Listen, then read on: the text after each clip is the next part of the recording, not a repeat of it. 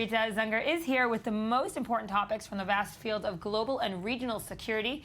What's your top 3 defense headlines? Good morning again, Yael. So let's talk about this last week, some of the biggest stories. Some of the biggest stories in defense these days are obviously the attempts at defense, all of these coalitions that we're always talking about. So there are 2 big stories in that. This week, one, Saudi Arabia on Tuesday, sort of surprise announcement that they are forming and heading a 34-nation coalition to fight terror.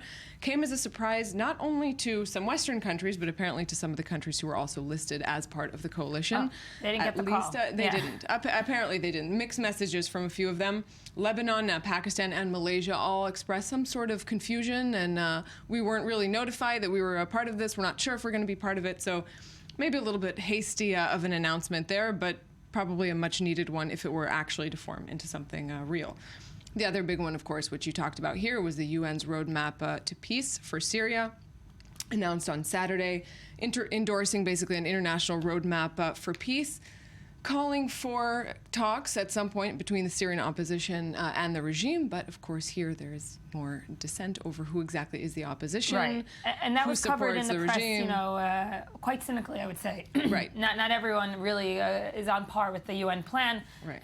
And it's bringing up more politics probably than any kind of reconciliation. As has the Syrian war for a long time. So both these cases, Saudi Arabia and Syria, you have not really a whole lot of clarity between who the friend and foe is, and a lot of raising eyebrows. We'll leave it cynically at that. Moving on to Samir Kuntar, who you also have discussed, I believe, today as well. Famous, sort of notorious Hezbollah official and terrorist who was in Israeli prison for 30 years, assassinated allegedly, so Hezbollah claims, by Israel on a strike in a Damascus residential building. We heard Hassan Nasrallah, Hezbollah's leader, speaking last night, vowing revenge against Israel and so forth. Another big story. And also one that somehow linked to definitely Syria. you'll be continuing to follow in the coming months. Definitely. Hezbollah has been notorious also to retaliate, not only in Israel, but perhaps abroad in a proxy. Right. And it's bringing up questions about the Syrian war, because you have other Syrian opposition groups claiming responsibility for killing him, which is also a little bit doubtful. A lot of doubt in the top stories this week. Let's go to the U.S., another big story, tightening of the visa requirements. This is another sort of reaction to things like the attacks in Paris, where you have free-flowing movement, also the San Bernardino attacks, obviously, in California.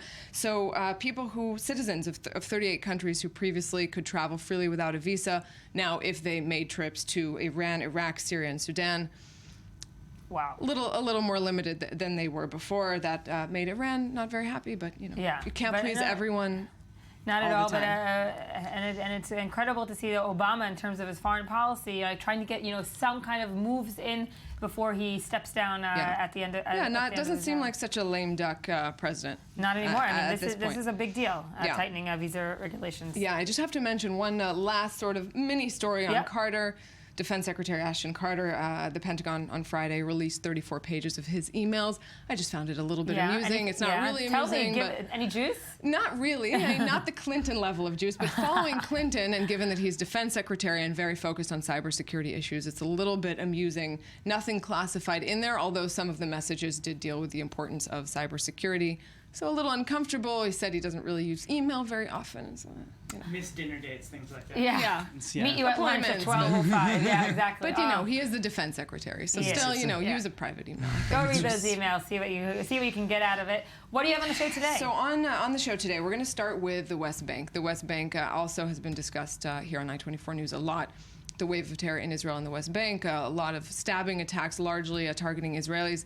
So if we take a look at some of the numbers, a lot of the attention comes to the things that are happening in central Israel, but you see 73% of all the attacks in this current so-called wave of terror are happening in the West Bank.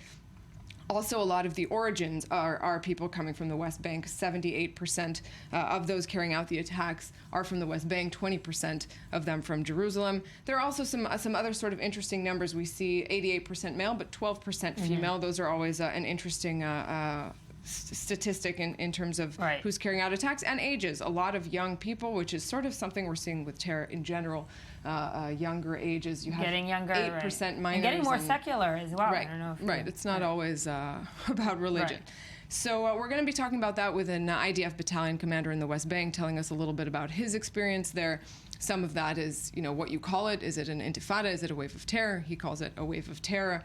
And we'll also look at a little bit of the year in review of 2015 with Nadav Yael, Channel 10's, Israeli Channel 10's chief international correspondent. With him, we're looking at how really the Middle East this year sort of exported itself exponentially around the world, sort of shockwaves that began in the Middle East all over the place, from Paris to San Bernardino to the refugee crisis. And on the note of the refugee crisis, Nadav Yael has come out with a series of really incredible reports called Exodus. Let's see a little bit of that, and then I'll tell you a little bit more about that.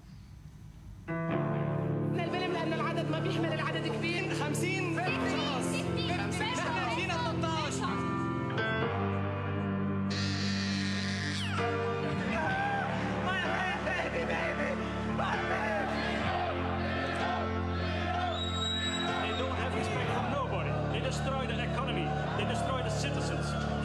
Thank you. Welcome in Europe. Who did you leave there? Listen.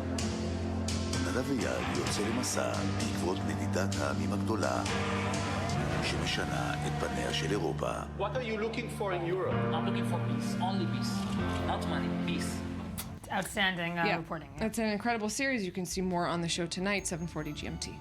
Nuri, thank you for joining us. Daniel, thank you for joining us. That's it for us today. Of course, you can find us on Facebook and on Twitter. Watch us all the time on i24news.tv. Headlines are next. We'll see you tomorrow.